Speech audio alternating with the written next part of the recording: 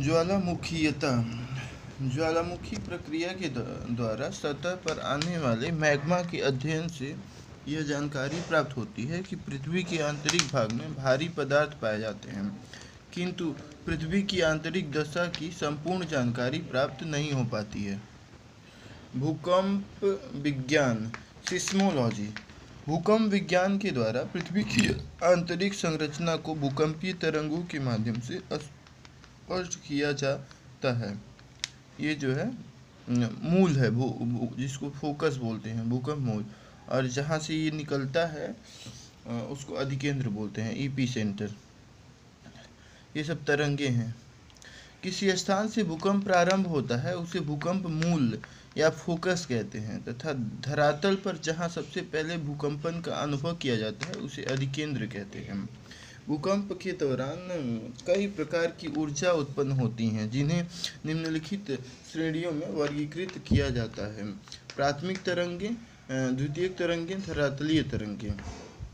प्राथमिक तरंग सर्वाधिक तीव्र गति से चलने वाली तरंगें। ये तरंगें ध्वनि तरंगों की तरह सीधी रेखा में चलती हैं। ये तरंगें अत्यधिक वेगवान होती हैं तथा ठोस माध्यम में अत्यधिक गति से प्रवाहित होती हैं। धरातल पर सर्वप्रथम सही यही तरंगें पहुंचती हैं। माध्यम के घनत्व में वृद्धि के साथ इन तरंगों की गति अधिक हो जाती है। द्वितीयक तरंगें, इस प्रकार की भूकंपीय तरंगें द्रव भाग में प्रायः विलुप्त हो जाती हैं। ये तरंगें सिर्फ ठोस माध्यम में गति कर सकती हैं। माध्यम का घनत्व बढ़ने पर इन तरंगों की गति भी अधिक हो जाती है। देखिए, द्रव माध्यम में विलुप्त हो जाती हैं। धरातलीय तरंगें, सरफेस वेव, ये तरंगें पृथ्वी की ऊपरी सतह में पी तरंग और एस तरंग के अभिसरण से उत्पन्न होती हैं, अतः यह ऊपरी सतह को सर्वाधिक प्रभावित करती हैं। इनकी गति सबसे कम होती है, किंतु यह सर्वाधिक विनाशकारी होती हैं। भूकंपीय तरंगों की गति और भ्रमण पथ के आधार पर पृथ्वी की आंतरिक संरचना के बारे में जानकारी प्राप्त की जाती है। पृथ्वी की आंतरिक परतों में ये तरंगें सीधी रेखा में न चलकर वक्राकार पथ का अनुसरण करती हैं, जिससे यह स्पष्ट होता है कि पृथ्वी के आंतरिक भाग में घनत्व संबंधी भिन्नता की स्थिति पाई जाती है। धरातलीय तरंगें भूकंप मूल से उत्पन्न नहीं होती हैं। पृथ्वी के आंतरिक भाग में भूकंपीय तरंगों के वक्राकार पथ के कारण छाया क्षेत्र निर्मित होते हैं। पृथ्वी के आंतरिक भाग में घनत्व संबंधी विभिन्नता के कारण पी तरंग का पथ वक्राकार हो जाता है, जिसकी वजह से 103 डिग्री से 142 डिग्री के मध्य का क्षेत्र पी तरंग के छाया क्षेत्र के रूप में निर्मित होता है। इस क्षेत्र में इसी वक्राकार पथ के कारण पी तरंग का प्रवेश न हो पाने की वजह से यह क्षेत्र निर्मित होता है। चूँकि यह तरंगें द्रव माध्यम में विलुप्त हो जाती हैं, जिसकी वजह से यह तरंग अपने उत्पत्ति केंद्र से 108 डिग्री तक के क्षेत्र तक ही अपना प्रभाव निर्मित कर पाती हैं। शेष मात्र इस तरंग के छाया क्षेत्र के रूप में वर्गीकृत किया जाता है। ये डायग्राम देखिए, ये इस तरंग छाया क्षेत्र है और ये पी तरंग का छाया क्षेत्र है। ये इस तरंग के विलुप्त हो जाने से यह स्पष्ट हो जाता है कि कोर का बाह्य भाग द्रव अवस्था में है, जबकि वहीं पी तरंग के छाया क्षेत्र से यह स्पष्ट होता है कि कोर का घनत्व अत्यधिक है। यही कारण है कि पी तरंग के कोर में प्रवेश करने पर इसके अत्यधिक विक्षेपण के कारण 103 डिग्री से 142 डिग्री के मध्य का क्षेत्र पी तरंग यानी छाया क्षेत्र के रूप में निर्मित होता है। पी तरंग के व्यवहार से यह स्पष्ट हो जाता है कि कोर का आंतरिक भाग सर्वाधिक घनत्व से युक्त ठोस अवस्था में स्थित है। इस प्रकार भूकंपीय तरंगों की गति तथा प्रकृति के आधार पर पृथ्वी के आंतरिक भाग को निम्न परतों में वर्गीकृत किया जाता है। ऊपरी परत 2.7 से 3 क्रस्ट है ये। मध्यवर्ती परत मेंटल 3 से 5.5।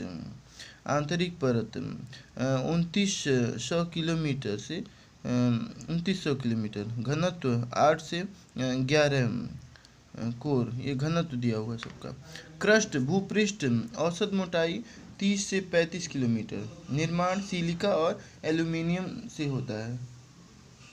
भूकंपीय तरंगों की गति के आधार पर क्रस्ट को पुनः दो भागों में बांटा जाता है, एक अपर क्रस्ट होता है, एक लोअर क्रस्ट होता है। तो अपर क्रस्ट में पी तरंगों की गति 6.1 किलोमीटर प्रति सेकेंड तथा घनत्व 2.7 पाया जाता है। पी तरंगों की गति लोअर क्रस्ट में पी तरंगों की गति बढ़कर 6.9 किलोमीटर प्रति सेकेंड तथा घनत्व जो है 3 हो जाता है। ये थोड़ा सा देख लेते हैं। ये सागरी सतह है ऊपर का, ये स्थलीय भाग है 6.1 किलोमीटर, और ये क्रस्ट है ये 6.9 किलोमीटर प्रति सेकेंड। यहाँ स्पीड है ये 6.1 किलोमीटर प्रति सेकेंड के हिसाब से चलती है। ये कौन रॉड असंबद्धता है। ऊपरी तथा आंतरिक क्रस्ट के मध्य घनत्व संबंधी इस अंतर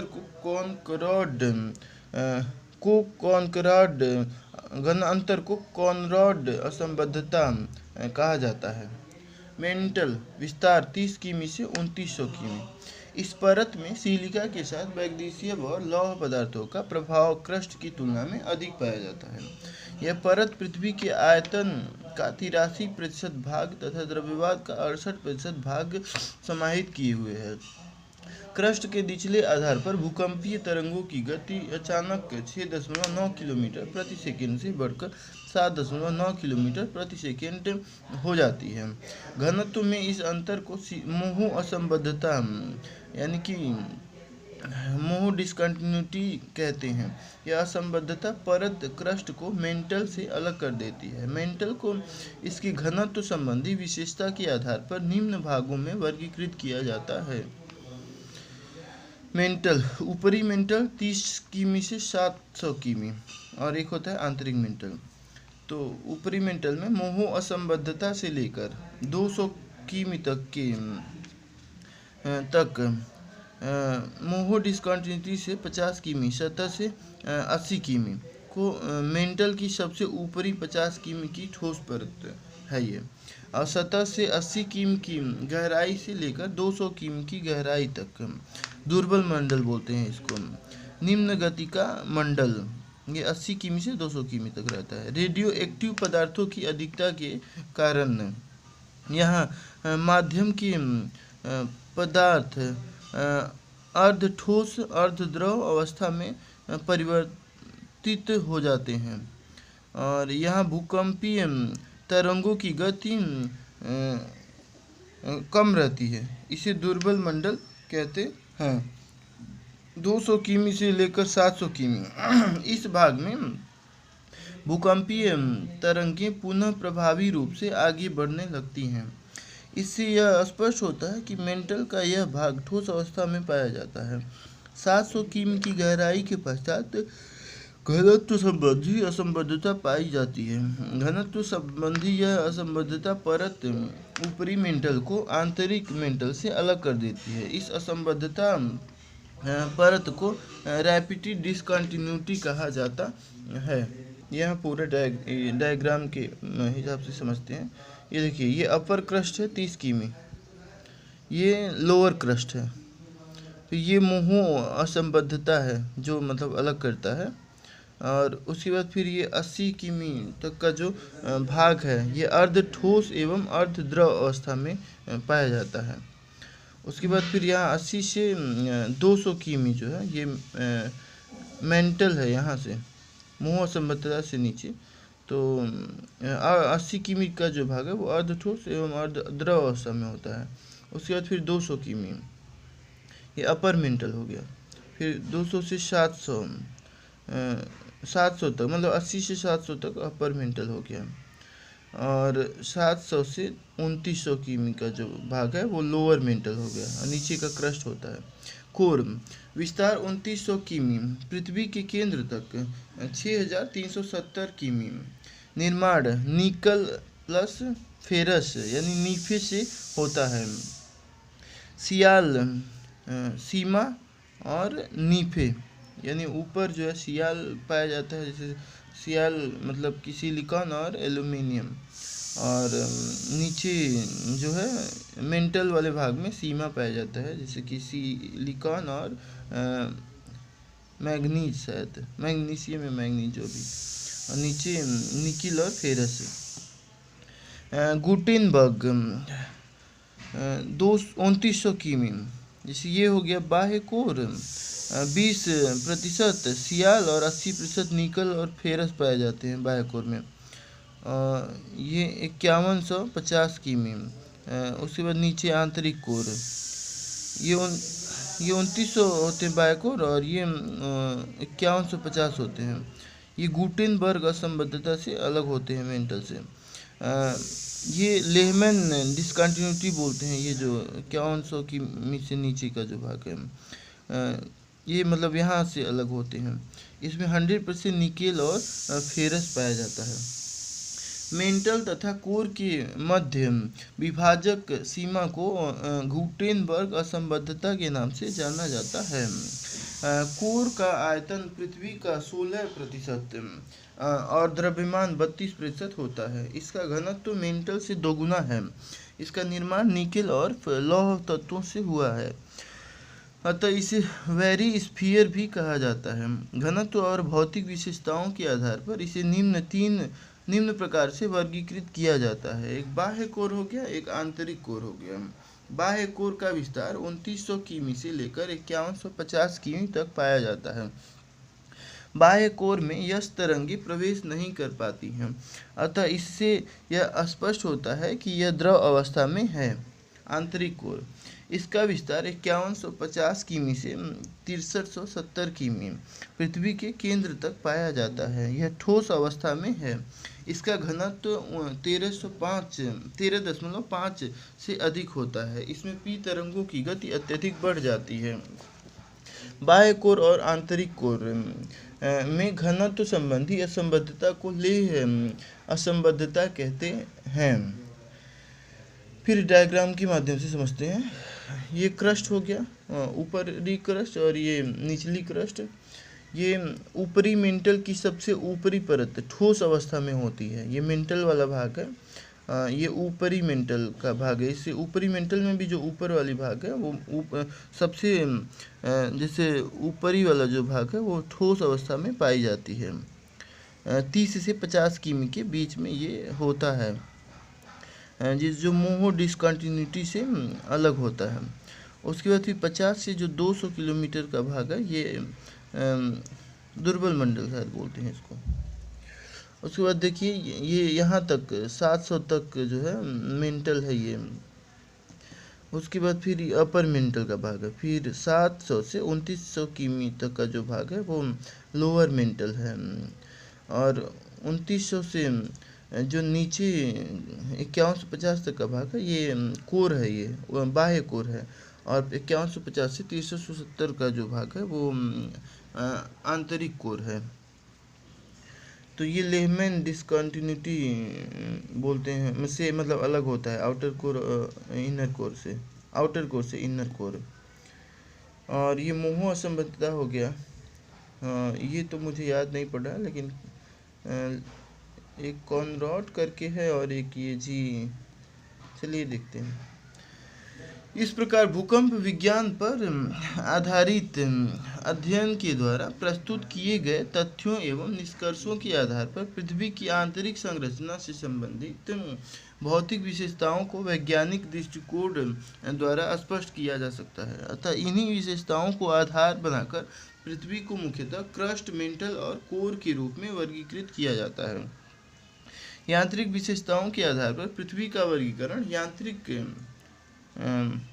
यांत्रिक विशेषताओं के अंतर्गत मुख्यतः पदार्थ की अवस्था और घनत्व को आधार बनाया जाता है। इस प्रकार पदार्थ की अवस्था और घनत्व को आधार बनाते हुए पृथ्वी के आंतरिक भाग को निम्न प्रकार से वर्गीकृत किया जा सकता है। पहला, स्थल मंडल, दुर्बल मंडल, मध्यम मंडल और आंतरिक मंडल। स्थल मंडल, ऊपरी मेंटल की ठोस 50 किमी की परत, 80 किमी कुल होता है। ऊपरी कोर प्लस लोअर, ऊपरी कस्ट प्लस निचली कस्ट प्लस ऊपरी मेंटल की ठोस अवस्था 50 किमी की परत, कुल 80 किमी तक होता है। पदार्थ की अवस्था, असल मंडल के बृहद खंड को प्लेट कहते हैं। दुर्बल मंडल, यहाँ रेडियो एक्टिव पदार्थों की अधिकता के कारण तापमान में वृद्धि से इस परत के पदार्थ अर्धठोस एवं अर्ध द्रव अवस्था में पाए जाते हैं। यहाँ संवहनीय तरंगों का प्रवाह अधिक होने के कारण इस परत के पदार्थों में गतिशीलता पाई जाती है। मध्य मंडल, विस्तार 200 किमी से 2900 किमी। इस मंडल में घनत्व सापेक्षिक रूप से अधिक हो जाता है। यहाँ पदार्थ ठोस अवस्था में पाए जाते हैं। यही कारण है कि इस मंडल को ठोस परत के रूप में वर्गीकृत किया जाता है। केंद्र मंडल, इस परत का विस्तार 2900 किमी से लेकर पृथ्वी के केंद्र तक पाया जाता है। इस परत का घनत्व सर्वाधिक होता है। घनत्व के आधार पर इस परत का निर्धारण किया जाता है। इस परत में मुख्यतः भारी पदार्थ पाए जाते हैं। महाद्वीपीय विस्थापन सिद्धांत अगला टॉपिक है। भौगोलिक समय मापक्रम, पहला है आर्कियन और पूर्व कैम्ब्रियन। ये सबसे पुराना समय काल है। और कैम्ब्रियन का जो समय है वो 60 करोड़ वर्ष पूर्व। आर्डोविशियन का जो है 50 करोड़ वर्ष। सिलूरियन का 44 करोड़ वर्ष। डेवोनियन का 40 करोड़ वर्ष। कार्बोनिफेरस का 35 करोड़ वर्ष पूर्व। पर्मियन का 27 करोड़ वर्ष पूर्व। ट्रायजिक 22 करोड़ वर्ष पूर्व। जुरैसिक 18 करोड़ वर्ष पूर्व। क्रिटेशियस 13 करोड़ 50 लाख वर्ष पूर्व। इयोसीन 7 करोड़ वर्ष पूर्व। ओलिगोसीन 4 करोड़ वर्ष पूर्व। मायोसीन 2 करोड़ वर्ष पूर्व। प्लायोसीन 1 करोड़ 10 लाख वर्ष पूर्व। प्लिस्टोसीन 10 लाख वर्ष पूर्व। होलोसीन 10,000 वर्ष पूर्व से लेकर वर्तमान तक। अल्फ्रेड वेगनर द्वारा सन 1912 में महाद्वीपीय विस्थापन सिद्धांत का प्रतिपादन किया गया तथा 1924 में वेगनर ने इस सिद्धांत की कुछ मूल परिकल्पनाओं में संशोधन करते हुए इसे पुनः प्रस्तुत किया। इस सिद्धांत की मुख्य परिकल्पना के अंतर्गत वेगनर ने यह स्पष्ट किया कि अटलांटिक महासागर के पूर्वी एवं पश्चिमी तटों के बीच तटीय स्थलाकृतियां एवं इनके आकार में अद्भुत समानता देखी जा सकती है। इस क्रम में वेगनर ने स्पष्ट किया कि दक्षिणी अमेरिका महाद्वीप अफ्रीका के पश्चिमी भाग में अवस्थित गिनी की खाड़ी में भलीभांति स्थापित किया जा सकता है। इसी प्रकार ऊपरी अमेरिका में पूर्वी तट का संबंध पश्चिमी यूरोप के तट के साथ जोड़ा जा सकता है। इसी प्रकार पूर्वी अफ्रीका में इथोपिया तथा इरिट्रिया को भारत और पाकिस्तान की तटरेखा से संयुक्त किया जा सकता है। वेगनर इस प्रकार की साम्यता को जिगजा फिट यानी कि साम्य स्थापना कहते हैं। ये देखिए, ये लॉरेशिया हो गया जिसमें उत्तरी अमेरिका, यूरोप और एशिया आते हैं। ये पेंजिया है और ये पेंथालॉसा है और ये बीच में जो है टेथिस सागर है, छिछला एवं संकरा सागरीय क्षेत्र। ये जब पेंजिया का विभाजन हुआ तो ये पेंथालॉसा है। गोंडवाना लैंड है, इसमें दक्षिणी अमेरिका, अफ्रीका, प्रायद्वीपीय भारत और ऑस्ट्रेलिया और अंटार्कटिका आते हैं।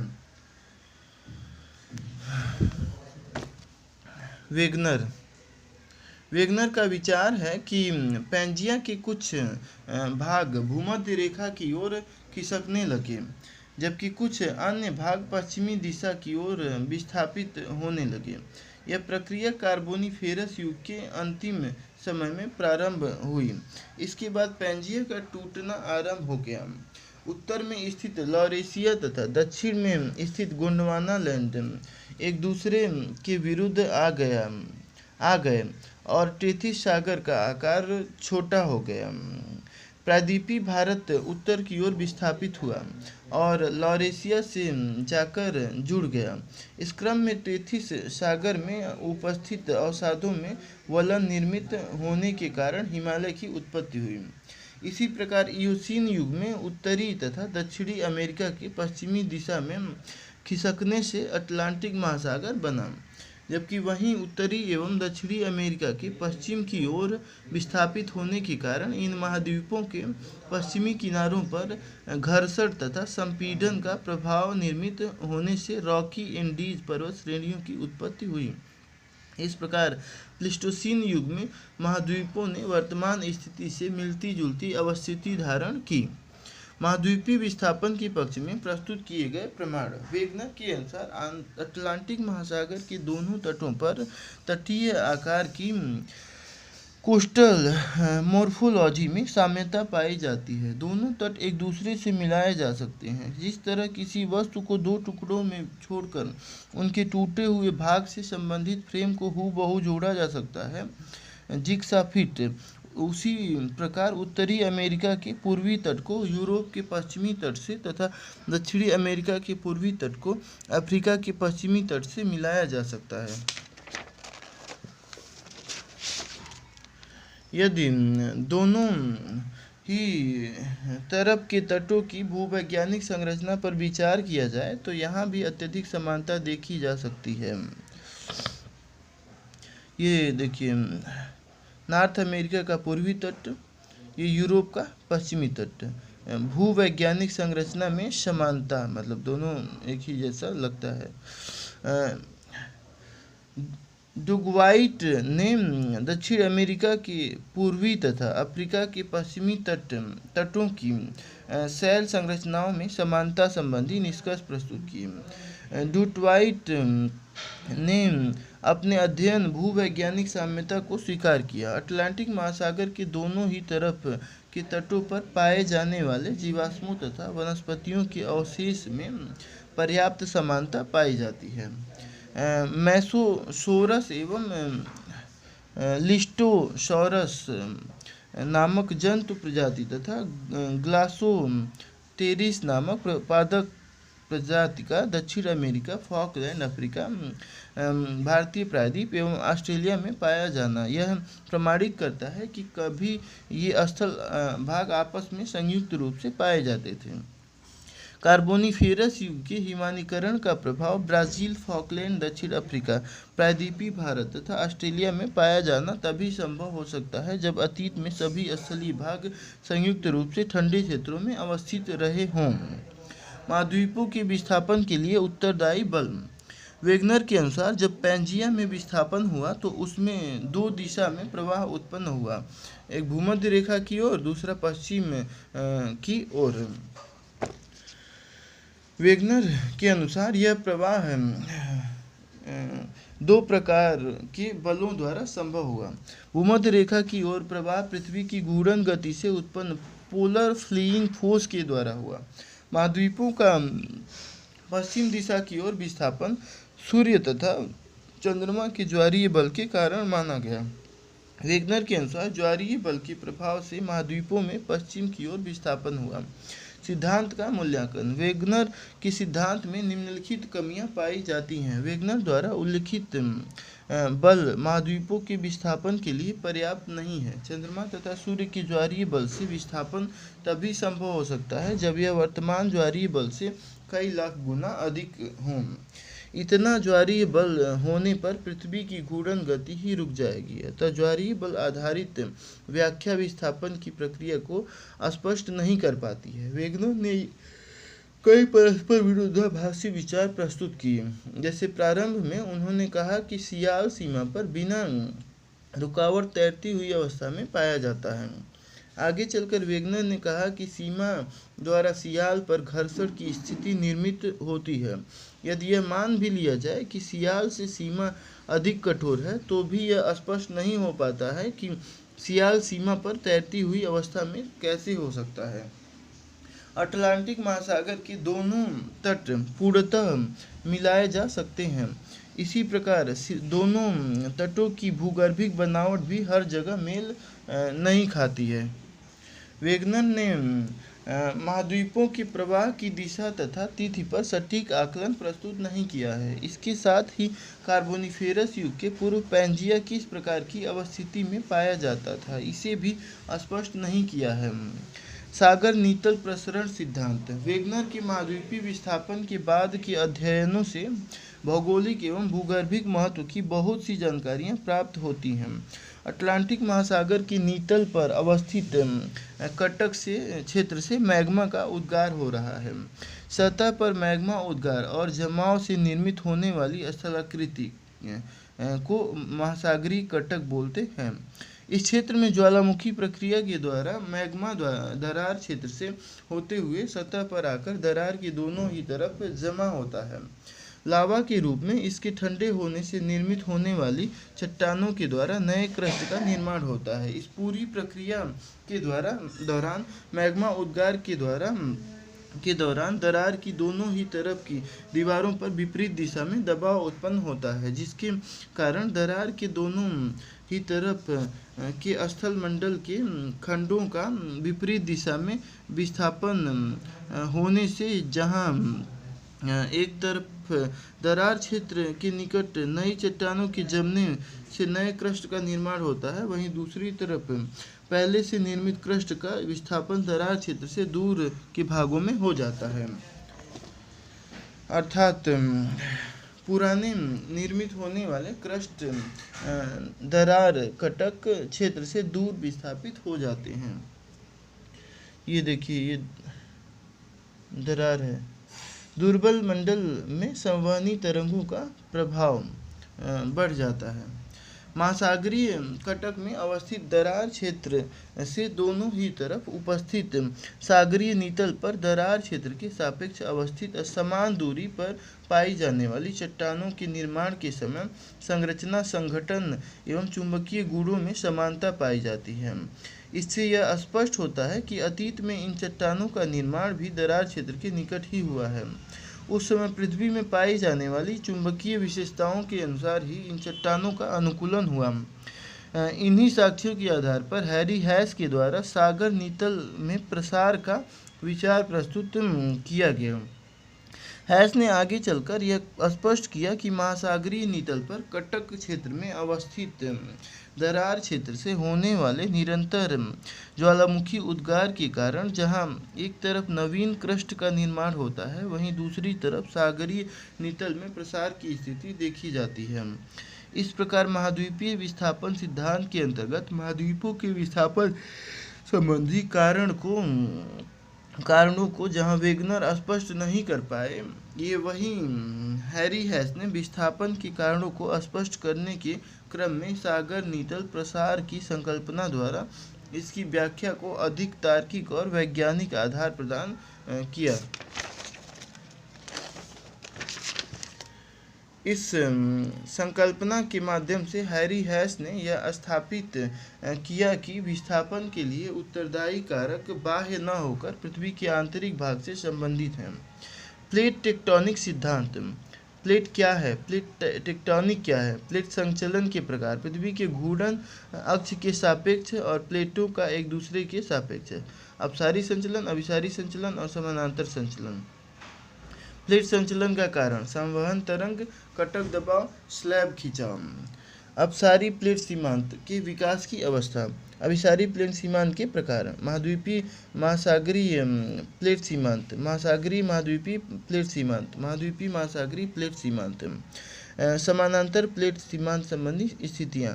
प्लेटों का वितरण, वृहद प्लेट, छोटी प्लेट। प्लेट टेक्टोनिक और फिर निष्कर्ष।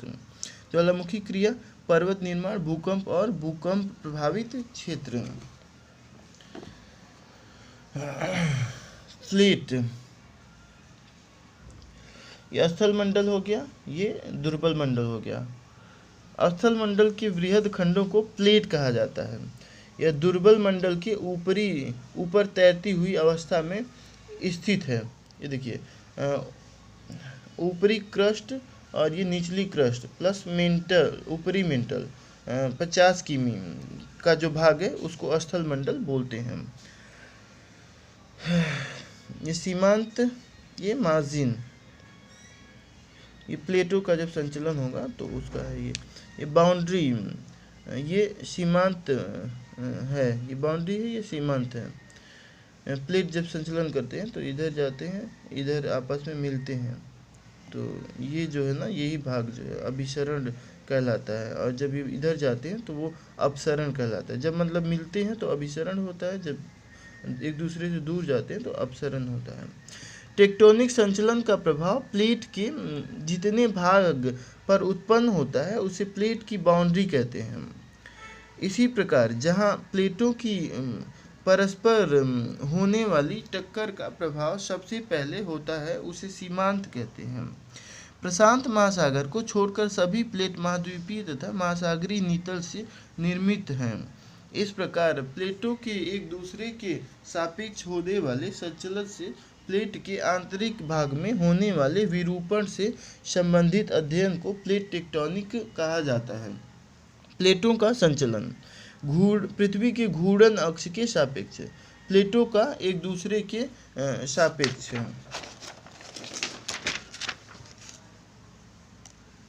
प्लेटों का संचलन घूर्णन अक्ष के सापेक्ष, प्लेटों का एक दूसरे के सापेक्ष।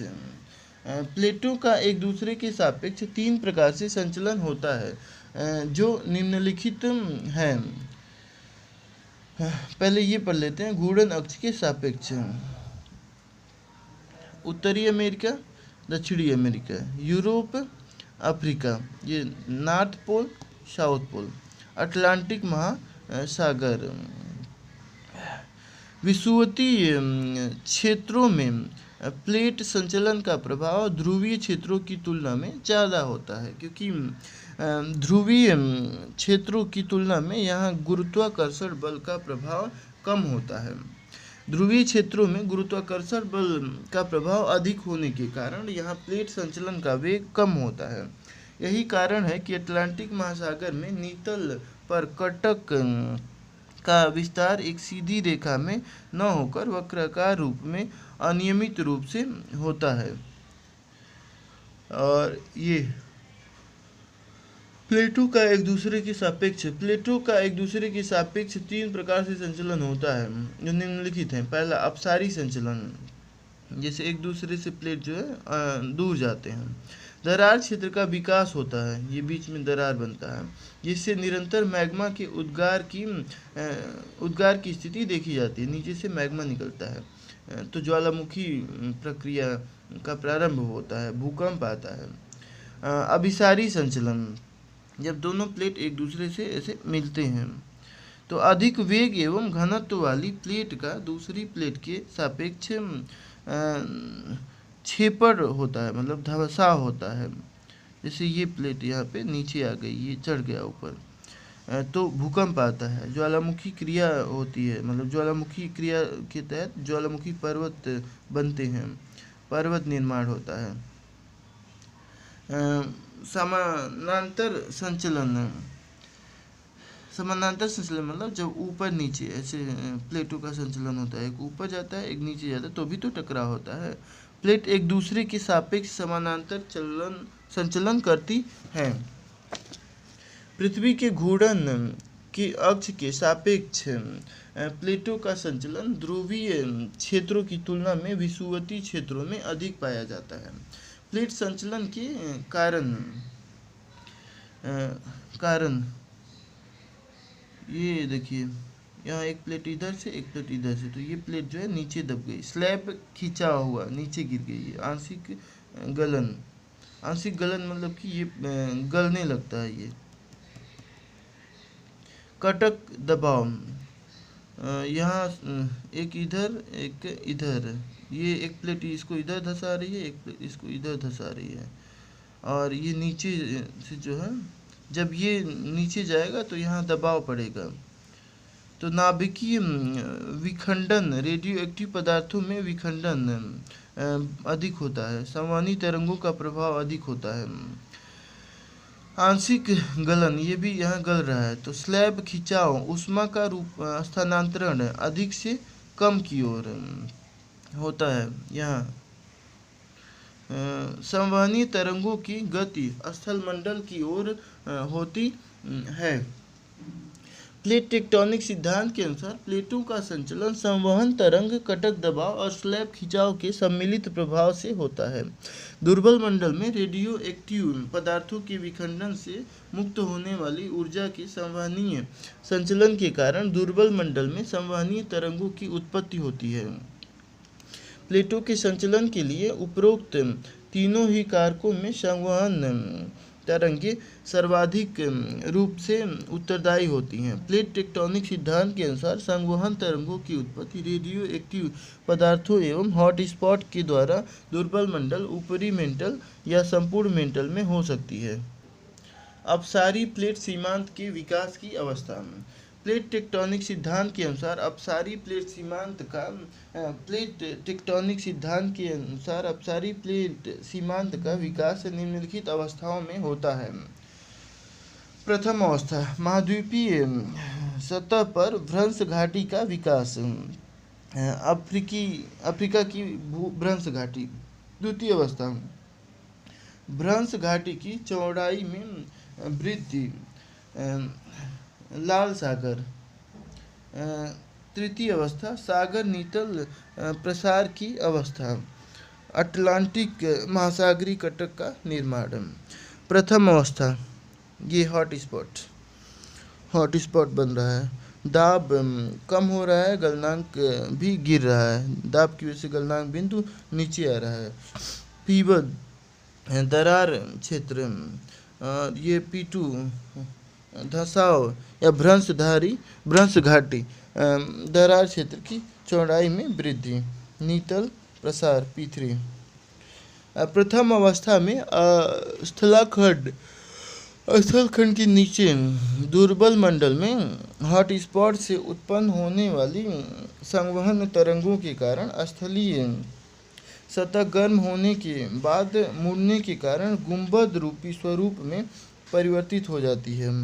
चूँकि स्थलीय सतह महाद्वीपीय क्रस्ट से निर्मित होती है, अतः एक निश्चित सीमा के पश्चात इसके पदार्थ उत्पन्न होने वाले खिंचाव से टूट जाते हैं।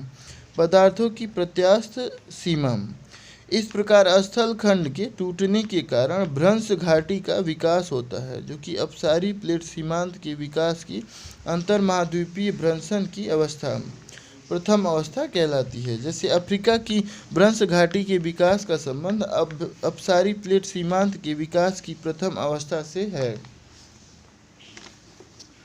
अंतः महाद्वीपीय भ्रंशन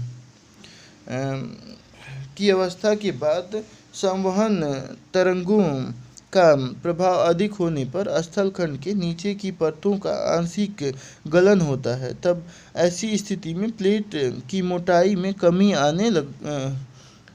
आने के कारण धसाव की प्रक्रिया प्रारंभ हो जाती है, जिससे पूर्व निर्मित भ्रंश घाटी की चौड़ाई में वृद्धि होती है। भ्रंश घाटी की चौड़ाई में वृद्धि के साथ स्थलीय सतह परस्पर टूटकर अलग हो जाती है। ऐसी स्थिति में दाब में कमी आने के कारण दुर्बल मंडल के तर पदार्थ पिघलना शुरू कर देते हैं। जब यही पदार्थ भ्रंश घाटी से बाहर आते हैं तो सतह पर इनके ठंडे होने से नए क्रस्ट का निर्माण होता है।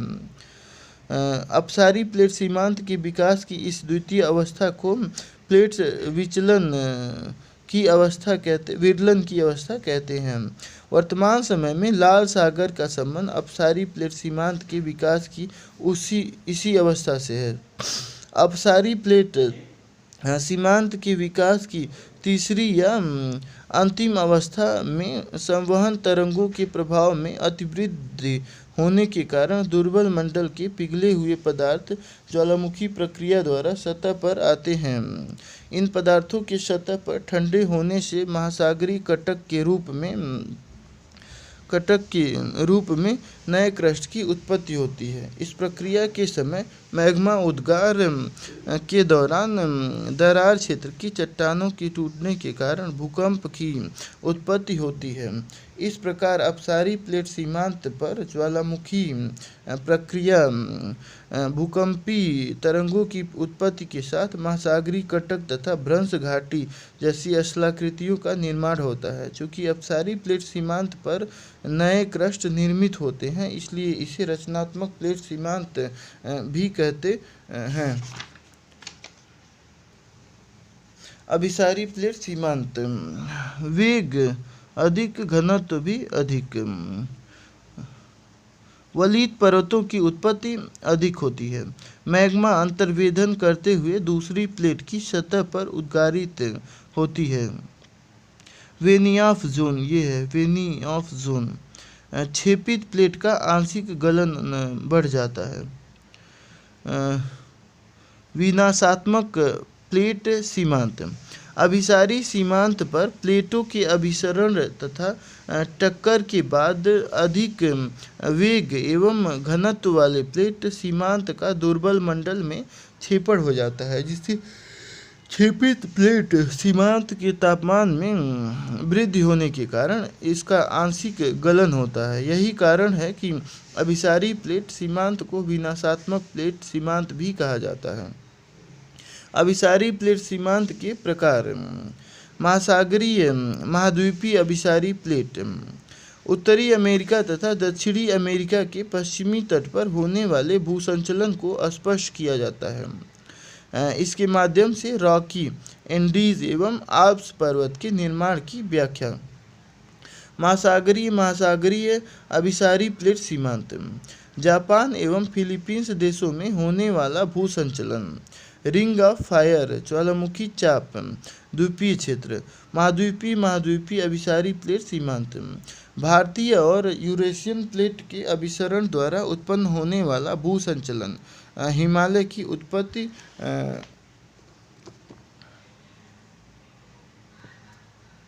महाद्वीपीय अभिसारी प्लेट सीमांत, ये महासागरीय प्लेट है, ये महाद्वीपीय प्लेट है। तो महासागरीय प्लेट जो है यहाँ धंसाव होता है, महासागरीय गर्त बनता है, वलित पर्वत और ज्वालामुखी पर्वत का निर्माण होता है। उत्तरी अमेरिका रॉकी, दक्षिणी अमेरिका एंडीज, यूरेशियन प्लेट में आल्प्स। महाद्वीपीय प्लेट मतलब ये उदाहरण है इसके। महाद्वीपीय अभिसारी प्लेट के सीमांत के क्षेत्रों में प्लेटों के अभिसरण और टक्कर से उत्पन्न संपीड़न बल द्वारा महाद्वीपीय प्लेट सीमांत पर वलित पर्वत निर्मित होते हैं। अधिक वेग एवं घनत्व वाली महासागरीय प्लेट मुड़कर जहाँ से महाद्वीपीय प्लेट के नीचे क्षेपित होती है, वहाँ पर महासागरीय सतह पर गर्त निर्मित होते हैं। प्लेट के क्षेपण के समय उत्पन्न घर्षण से चट्टानों के टूटने के कारण भूकंपीय तरंगों की उत्पत्ति होती है। जब क्षेपित प्लेट सीमांत दुर्बल मंडल में लगभग 45 डिग्री के साथ प्रवेश करता है, तो ऐसी स्थिति में क्षेपित प्लेट का दुर्बल मंडल में धंसाव होने के कारण उच्च तापमान के प्रभाव से आंशिक गलन होता है, जिससे मैग्मा की उत्पत्ति होती है। जब यही मैग्मा दूसरी प्लेट का अंतर्वेधन करते हुए सतह पर उद्गारित होता है, तो ऐसी स्थिति में सतह पर शंकुधारी ज्वालामुखी पर्वत निर्मित होते हैं, जिनकी अवस्थिति वलित पर्वतीय क्षेत्र में पाई जाती है। इस प्रकार का टेक्टोनिक संचलन उत्तरी एवं दक्षिणी अमेरिका के पश्चिमी तटीय भाग में तथा यूरेशियन एवं भूमध्य सागरीय प्लेट के मध्य पाया जाता है। महासागरीय अभिसारी प्लेट सीमांत, ये जब आपस में टकराते हैं तो देखिए यहाँ पे गलन होता है, तो ये नीचे इसका धंसाव होता है एक प्लेट का, आंशिक गलन, उसके बाद फिर यहाँ से ज्वालामुखी क्रिया होती है। महासागरीय अभिसारी प्लेट सीमांत पर अधिक वेग वाली महासागरीय प्लेट का दूसरी महासागरीय प्लेट के सापेक्ष क्षेपण होता है। इस प्रकार की अभिसारी प्लेट सीमांत में महासागरीय गर्त यानी महाद्वीपीय सतह से दूर खुले महासागर में निर्मित होते हैं, जबकि प्लेट के छेपड़ के समय भूकंपीय तरंगों की उत्पत्ति एवं छेपित प्लेट के आंशिक गलन से महासागरीय सतह पर ज्वालामुखी प्रक्रिया का प्रभाव पाया जाता है। इस प्रकार महासागरीय नितल पर ज्वालामुखी द्वीपों की उत्पत्ति होती है। प्रशांत महासागर के पश्चिमी भाग में जापान एवं फिलीपींस द्वीप समूह की उत्पत्ति का संबंध उसी प्रकार के प्लेट सीमांत से संबंधित है जहां प्रशांत महासागरीय प्लेट तथा यूरेशियन महासागरीय सीमांत का अभिसरण होता है। महाद्वीपीय अभिसारी प्लेट सीमांत, भारतीय प्लेट, टेथिस सागर, यूरेशियन प्लेट। दुर्बल मंडल में उत्पन्न मैग्मा यूरेशियन प्लेट का अंतर्वेधन करते हुए सतह पर उद्गारित होता है। ये वेनी ऑफ जोन बनता है यहाँ पे। ये जो है छेपित क्रस्ट का आंशिक गलन। स्टेप 2, भारतीय प्लेट। यहाँ पे देखिए संपीड़न होता है, तो भारतीय प्लेट का यहाँ नीचे धंसना और ये यूरेशियन प्लेट का ऊपर होना, तो ये हिस्सा जो है कमज़ोर होता है, तो यहाँ पे जो है उद्गार होने लगता है। तो वलन चौड़ाई ज़्यादा, तो झील सदृश टेथिस सागर। टेथिस सागर क्रस्ट का आंशिक गलन होने से उत्पन्न होने वाले मैग्मा का यूरेशियन प्लेट की सतह पर उद्गार होता है। ट्रांस हिमालय, काराकोरम, लद्दाख, कैलाश, जास्कर, ये सब जो है बनते हैं उत्तर से दक्षिण तक। भारतीय एवं यूरेशियन प्लेट के अभिसरण एवं टक्कर के प्रभाव से उत्पन्न होने वाले संपीड़न के कारण यूरेशियन महाद्वीपीय प्लेट सीमांत पर वलन का प्रभाव निर्मित होता है। परिणाम स्वरूप यूरेशियन प्लेट सीमांत पर वलित पर्वत निर्मित होते हैं, जिन्हें ट्रांस हिमालय कहा जाता है।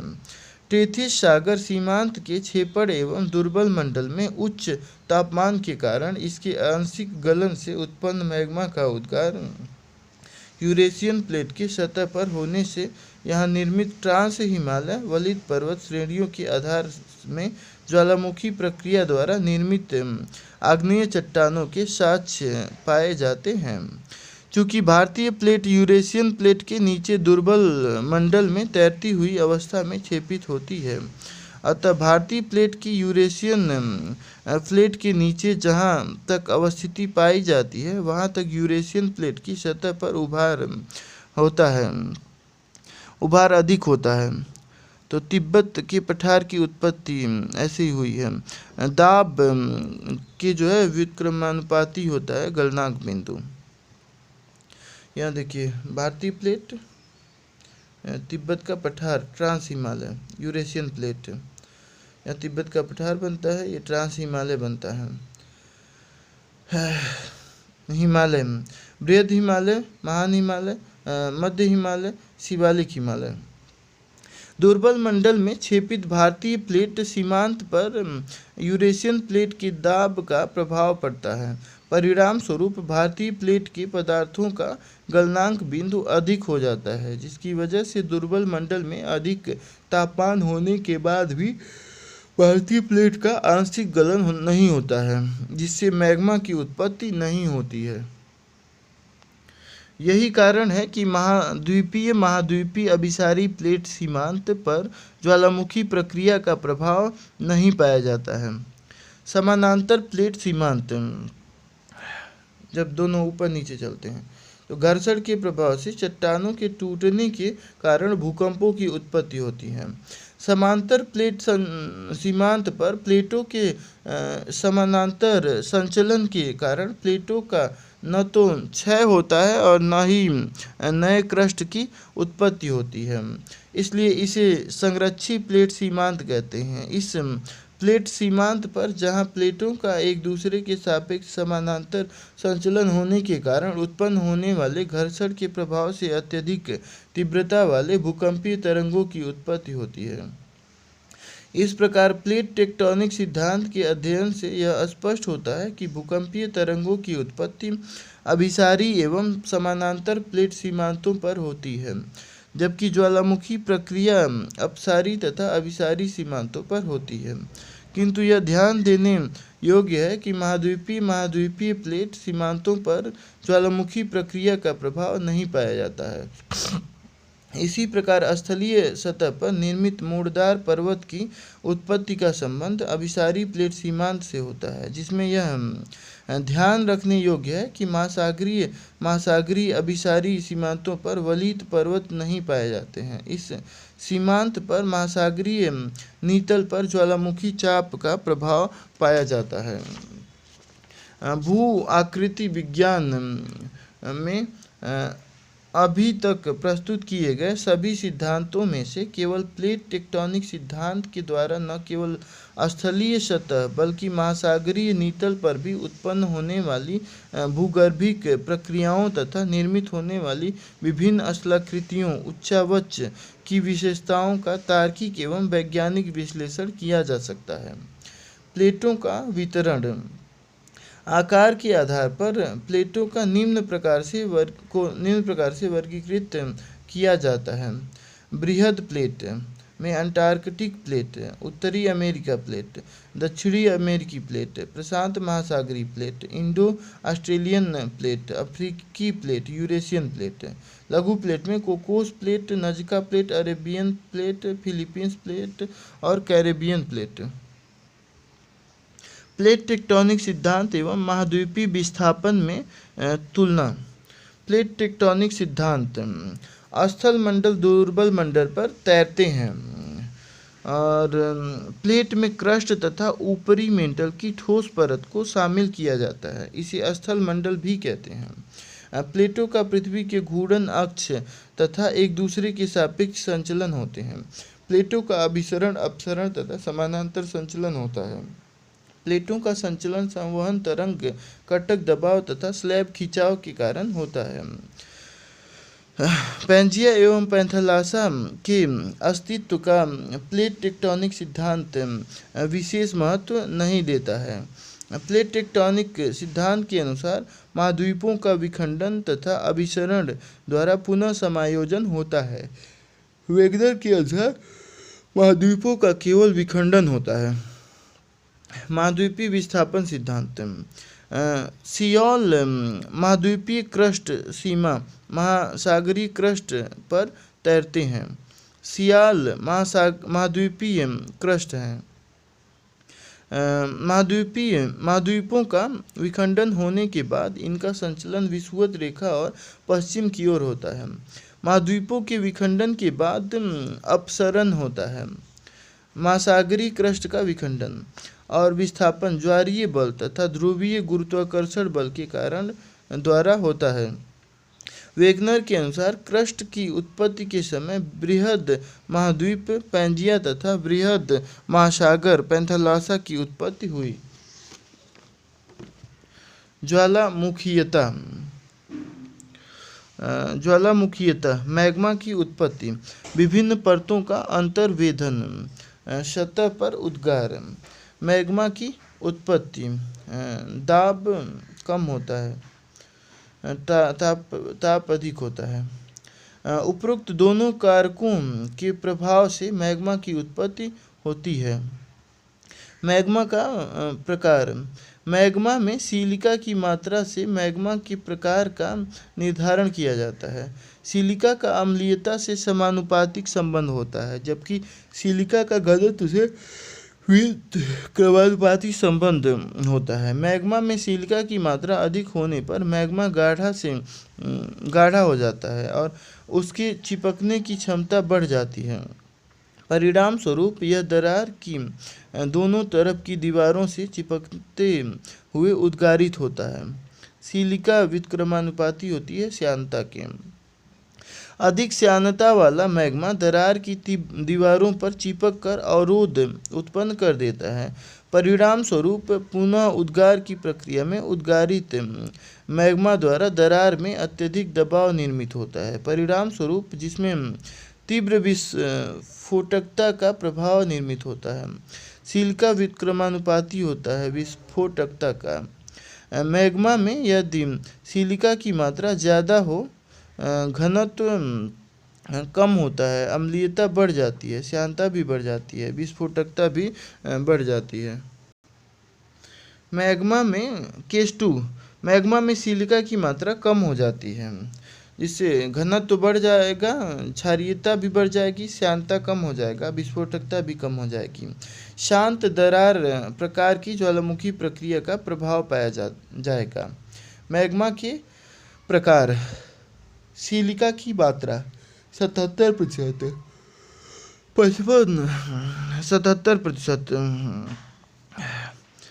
सिलिसिक एसिडिक मैग्मा, आंतरिक आग्नेय चट्टान ग्रेनाइट, बाह्य आग्नेय चट्टान रायोलाइट 55 से 76%, मध्यवर्ती मैग्मा डायोराइट जो है आंतरिक आग्नेय चट्टान में डायोराइट और बाह्य आग्नेय चट्टान में एंडेसाइट 45 से 54%, क्षारीय प्रकार का मैग्मा जिसमें आंतरिक आग्नेय चट्टान गैब्रो और बाह्य आग्नेय चट्टान बेसाल्ट 45% से कम, अल्ट्रा माफिक मैग्मा पेरिडोलाइट दुर्बल मंडल। ये मतलब डायग्राम बनाया गया है जो कि समझ नहीं आ रहा है, छोड़िए। ज्वालामुखीयता एक संयुक्त प्रक्रम है जिसके अंतर्गत दुर्बल मंडल में मैग्मा की उत्पत्ति के बाद विभिन्न परतों से होते हुए सतह पर मैग्मा का उद्गार होता है। मैग्मा की उत्पत्ति तापमान में वृद्धि तथा दाब में कमी जैसी प्रक्रियाओं का सम्मिलित परिणाम है। मैग्मा अत्यधिक गर्म पिघला हुआ पदार्थ है जिसमें सिलिका की मात्रा का मैग्मा की अम्लीयता एवं श्यानता से समानुपाती संबंध होता है। मैग्मा में सिलिका की मात्रा अधिक होने पर अम्लीय तथा गाढ़े मैग्मा का सतह पर केंद्रीय विस्फोटक ज्वालामुखी प्रक्रिया द्वारा उद्गार होता है, जिससे ज्वालामुखी शंकु रूपी पर्वत की उत्पत्ति होती है।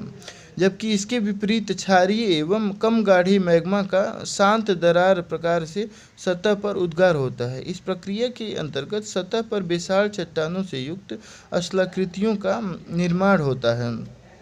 बेसाल्ट चट्टान से युक्त निर्मित महासागरीय क्रस्ट की उत्पत्ति शांत दरार प्रकार की ज्वालामुखीय प्रक्रिया द्वारा हुई है। इस प्रकार मैग्मा के रासायनिक गुण का सतह पर होने वाली ज्वालामुखी प्रक्रिया से सीधा संबंध होता है, जिससे सतह पर विभिन्न प्रकार की ज्वालामुखी स्थलाकृतियों का निर्माण होता है। ज्वालामुखी से निकलने वाले ठोस पदार्थों में बारीक धूलकण से लेकर पत्थर के बड़े बड़े टुकड़े तक पाए जाते हैं, जो ठोस चट्टानी टुकड़ों के टूटने से उत्पन्न होते हैं। ज्वालामुखी के दौरान जब ये बाहर निकलते हैं तो इन्हें पायरोक्लास्ट कहा जाता है। इसमें राख, ज्वालामुखी बम, अंगार, सिंडर, लैपिली तथा पुरानी चट्टानों के टुकड़े इत्यादि मौजूद रहते हैं। जब पिघला हुआ उद्गारित लावा ऊंचाई पर फेंका जाता है तब वह जमीन पर गिरने से पहले गोल, अंडाकार या नाशपाती नुमा आकार ले लेता है, जिसे ज्वालामुखी बम कहा जाता है। जब इनका आकार मदद के दोनों या कांच की गोलियों की तरह छोटा होता है तब इसे लैपिली कहा जाता है। इनसे भी छोटे टुकड़ों को स्कोरिया कहा जाता है। कुछ शिलाखंड काफ़ी हल्के एवं छिद्रदार होते हैं जो लावा की झाग से बने होते हैं। इन्हें प्यूमिस कहा जाता है। सर्वाधिक बारीक कणों में ज्वालामुखी राख या अंगार को रखा जाता है। इसी प्रकार ज्वालामुखी धूल एवं राख तथा लैपिली इत्यादि के जमा होने से जो चट्टान बनती है उसे टफ कहा जाता है। इसी प्रकार स्कोरिया के संगठित नुकीले चट्टानी टुकड़ों को ब्रेसिया कहा जाता है। ज्वालामुखी के प्रकार: उद्गार की प्रकृति के आधार पर उद्गार के समयावधि के आधार पर। तो प्रकृति के आधार पर केंद्रीय विस्फोटक प्रकार का ज्वालामुखी उद्गार, शांत दरार प्रकार का ज्वालामुखी उद्गार। और ये जो है उद्गार की समयावधि के आधार पर सक्रिय ज्वालामुखी, सुषुप्त प्रसुप्त ज्वालामुखी या मृत ज्वालामुखी। तो पहले ये उद्गार के आधार पे पढ़ लेते हैं। केंद्रीय विस्फोटक प्रकार का ज्वालामुखी उद्गार। इस प्रकार के ज्वालामुखी उद्गार प्रायः संकरीय नली के सहारे एक छिद्र से होता है, जिसमें उद्गार के समय लावा भयंकर आवाज़ के साथ अत्यधिक तीव्रता से बाहर निकलता है। इस प्रकार के ज्वालामुखी अत्यधिक विनाशकारी प्रकार के होते हैं। इनके उद्गार के दौरान तीव्र परिमाण वाले भूकंप आते हैं। उद्गार के आधार पर इस तरह के ज्वालामुखी को निम्न प्रकार से विभाजित किया जाता है। हवाई तुल्य ज्वालामुखी। इस प्रकार के ज्वालामुखी में उद्गारित मैग्मा में सिलिका की मात्रा अपेक्षाकृत कम होने के कारण मैग्मा की श्यानता का प्रभाव सापेक्षिक रूप से कम हो जाता है, जिसकी वजह से विस्फोटक क्रिया के प्रभाव में कमी आ जाती है। इस प्रकार के ज्वालामुखी उद्गार मुख्यतः हवाई द्वीप से संबंधित हैं, जैसे किलामू ज्वालामुखी, स्ट्राम्बोली ज्वालामुखी, स्ट्राम्बोली तुल्य ज्वालामुखी।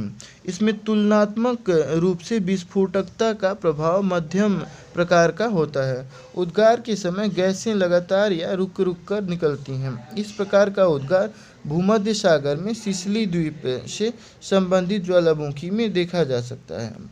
अफ्रीका, सिसिली, लिपारी या यूरोप। वल्केनियन तुल्य ज्वालामुखी। उद्गार के दौरान तीव्र विस्फोट होता है। विस्फोट के पश्चात राख एवं धूल से भरी गैसें विशाल काले बादलों के रूप में ऊंचाई तक फैल जाती हैं एवं फूल गोभी के रूप में नजर आते हैं। फूल गोभी के आकार में गैसों के उद्गार का प्रभाव देखा जाता है। इसका नामकरण लिपारी द्वीप पर उपस्थित वोल्केनो नामक ज्वालामुखी के आधार पर किया गया है।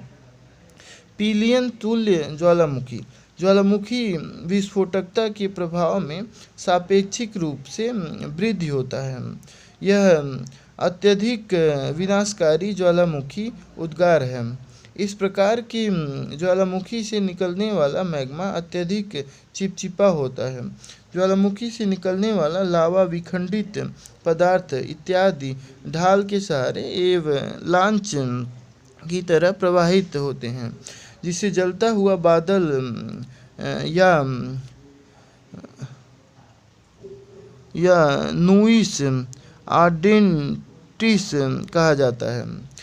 1902 में कैरेबियन द्वीप समूह के मार्टिनिक द्वीप में पिलियन ज्वालामुखी पर्वत माउंट पेले में भयानक विस्फोटक उद्गार हुआ, जिससे निकले हुए लुइस अर्डेंटिस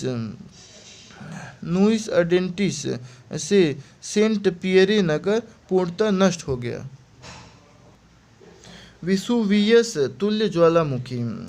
इस प्रकार के ज्वालामुखी में गैसों की तीव्रता के कारण लावा भयानक विस्फोट के साथ बाहर आता है। उद्गार के दौरान निकलने वाले धूल, राख, धुआं और गैसों के सम्मिलित प्रभाव से फूलगोभी के आकार के काले बादलों का प्रभाव उत्पन्न होता है।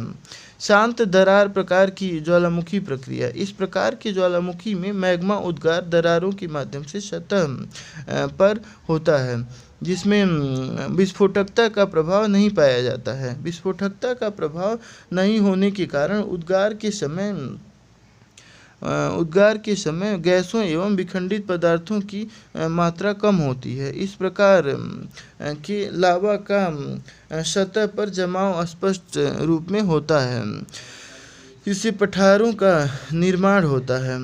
वर्तमान समय में इस प्रकार के उद्गार के प्रभाव महासागरीय नीतल पर देखे जा सकते हैं। हालांकि वर्तमान में महाद्वीपीय सतह पर इस प्रकार के उद्गार के उदाहरण कम ही मिलते हैं। भारत में दक्कन पठार इसी प्रकार के उद्गार द्वारा अतीत में निर्मित हुआ है। उद्गार की समयावधि के आधार पर सक्रिय ज्वालामुखी, जिन ज्वालामुखी में लावा, गैस इत्यादि के रूप में विखंडित पदार्थ सदैव निकलते रहते हैं, उन्हें सक्रिय ज्वालामुखी कहा जाता है। वर्तमान समय में विश्व में सक्रिय ज्वालामुखी की संख्या लगभग 500 है।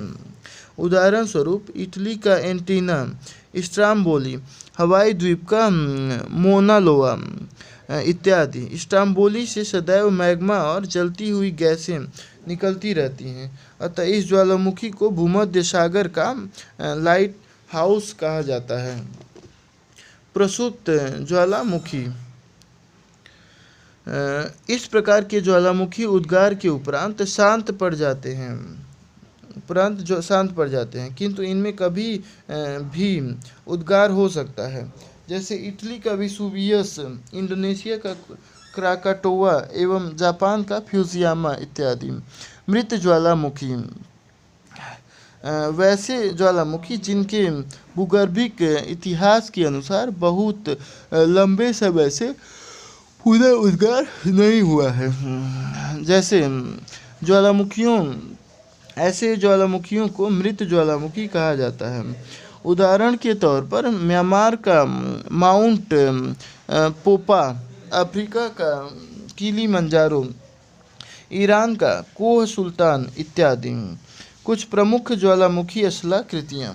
लावा पठार, जब लावा दरार के माध्यम से उद्गारित होता है और उसमें सिलिका की मात्रा कम होती है, तो ऐसे लावा के जमाव से लावा पठार का निर्माण होता है। उस प्रकार के पठार USA, दक्षिणी अर्जेंटीना, ब्राज़ील, न्यूजीलैंड, ब्राज़ीलियन, दक्षिणी यानी कि दक्कन भारत, फ्रांस, पता नहीं क्या लिखा, सेंट्रल ऐसे कुछ, एवं साइबेरियन तथा दक्षिण अफ्रीका में वेल्ड पाए जाते हैं। USA, Canadian sealed. क्रेटर, ज्वालामुखी के शीर्ष पर अवस्थित कीप के आकार के गर्त को क्रेटर कहा जाता है। क्रेटर ये हो गए, और ये जो है बड़े आकार का है तो उसको कॉल्डेरा कहते हैं। कॉल्डेरा क्रेटर का विस्तृत रूप है। क्रेटर का कॉल्डेरा के रूप में विस्तार एक से अधिक क्रेटर के परस्पर मिलने या इसमें धंसाव के कारण होता है। क्रेटर एवं कॉल्डेरा में जब वर्षा जल भर जाता है तो यह झील के रूप में परिवर्तित हो जाते हैं। अमेरिका की ओरेगॉन झील, राजस्थान में पुष्कर झील इत्यादि कॉल्डेरा का उदाहरण है। जापान स्थित एरा कॉल्डेरा एवं अमेरिका का वेरिस कॉल्डेरा का व्यास क्रमशः 24 किलोमीटर और 29 किलोमीटर है। सोल्फ तारा, जब ज्वालामुखी से पायरोक्लास्ट एवं मैग्मा इत्यादि निकलना बंद हो जाता है तो उसके बाद भी बहुत दिनों तक उससे विभिन्न प्रकार की गैसें एवं वाष्प निकलती रहती हैं, तब यह अवस्था सोल्फ तारा कहलाती है। चूँकि इस प्रकार के क्षेत्रों से निकलने वाली गैसों में सल्फर का प्रभाव सर्वाधिक होता है, अतः इसे गंधकीय धुआंरा भी कहते हैं। इस प्रकार के धुआंरा का विस्तृत क्षेत्र अलास्का में कटमई ज्वालामुखी के समीप अवस्थित है। इसे 10,000 धुआंरे की घाटी भी कहा जाता है। गेसर वास्तव में गर्म जल के स्रोत होते हैं, जिससे समय समय पर गर्म जल तथा फव्वारे के रूप में जल निकलता रहता है। अमेरिका के येलोस्टोन पार्क, आइसलैंड एवं न्यूजीलैंड मुख्य रूप से संसार के 3 प्रधान गेसर क्षेत्र हैं। सोल्फ तारा, जब ज्वालामुखी में पायरोक्लास्ट एवं मैग्मा इत्यादि निकलना बंद हो जाता है तो उसके बाद भी बहुत दिनों तक उससे विभिन्न प्रकार की गैसें एवं वाष्प निकलती रहती हैं, तब यह अवस्था सुल्फ तारा कहलाती है। क्योंकि इस प्रकार के क्षेत्रों से निकलने वाली गैसों में सल्फर का प्रभाव सर्वाधिक होता है, अतः इसे गंधकीय धुआरा भी कहते हैं। इस प्रकार के धुआरे का विस्तृत क्षेत्र अलास्का में कटमाई ज्वालामुखी के समीप अवस्थित है। इसे 10,000 धुआरे की घाटी भी कहा जाता है। गेज़र गेसर वास्तव में गर्म जल के स्रोत होते हैं, जिसे समय समय पर गर्म जल तथा फव्वारे के रूप में जल निकलता रहता है। अमेरिका के येलोस्टोन पार्क, आइसलैंड एवं न्यूजीलैंड मुख्य रूप से संसार के 3 प्रधान गेसर क्षेत्र हैं। गर्म झरना, गर्म झरने से गर्म जल का निरंतर प्रवाह होता रहता है। ये झरने विशेष रूप से ज्वालामुखी क्षेत्रों में देखे जाते हैं। विश्व में ज्वालामुखी क्षेत्रों का वितरण। विश्व में ज्वालामुखी से प्रभावित क्षेत्रों के अध्ययन से यह स्पष्ट होता है कि ज्वालामुखी प्रक्रिया का संबंध प्लेट सीमांतों एवं अंतः प्लेट ज्वालामुखीयता से है। ये वर्ल्ड मैप बना हुआ है। यहाँ इंडो ऑस्ट्रेलियन प्लेट है, यहाँ ज्वालामुखी कटक बनता है, यहाँ ज्वालामुखी गुच्छा बनता है, यहाँ ज्वालामुखी चाप है, ये ज्वालामुखी संरचना यहाँ बनती है, ज्वालामुखी कटक यहाँ बनता है, ये ज्वालामुखी हवाई द्वीप है, ज्वालामुखी रेखा है, ये ज्वालामुखी श्रृंखला है। ये ज्वालामुखी कटक अपसारी प्लेट सीमांत पर प्लेटों के अपसरण के कारण भ्रंश घाटी की चौड़ाई में वृद्धि होने से दुर्बल मंडल के पेरिडोटाइट पर दाब में कमी आने से इसका आंशिक गलन आरंभ होता है, जिससे क्षारीय मैग्मा की उत्पत्ति होती है। यह मैग्मा ऊपर की परतों को तोड़ते हुए भ्रंश क्षेत्र से शांत दरार प्रकार की ज्वालामुखी प्रक्रिया द्वारा सतह पर आता है, जिससे बेसाल्ट चट्टान से निर्मित ज्वालामुखी कटक की उत्पत्ति होती है। ज्वालामुखी श्रृंखला, ये ज्वालामुखी कटक बनता है, ये अपसारी प्लेट सीमांत है।